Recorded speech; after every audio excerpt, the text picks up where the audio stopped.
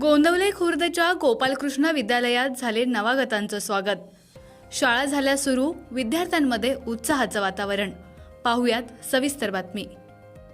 गोंदवले खुर्द तालुका माण येथील रयत शिक्षण संस्थेच्या गोपालकृष्ण विद्यालयात इयत्ता 5वी मध्ये नवप्रवेशित असणाऱ्या विद्यार्थ्यांचं स्वागत करण्यात आलं.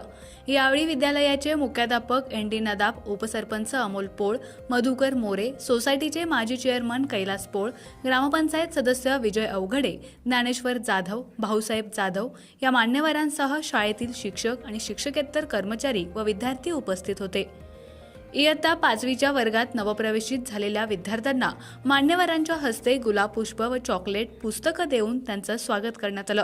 यावेळेस स्काउट गाईडच्या व लेझिम पथकाच्या विद्यार्थिनींनी लेझिमचं उत्कृष्ट सादरीकरण करून उपस्थितांची मने जिंकली. यावेळी मुख्याध्यापकांनी आणि उपस्थित मान्यवरांनी या विद्यार्थ्यांना शैक्षणिक वाटचालीसाठी शुभेच्छा दिल्या. आपला आवाज न्यूजसाठी एकनाथ वाघमोडे, दहिवडी.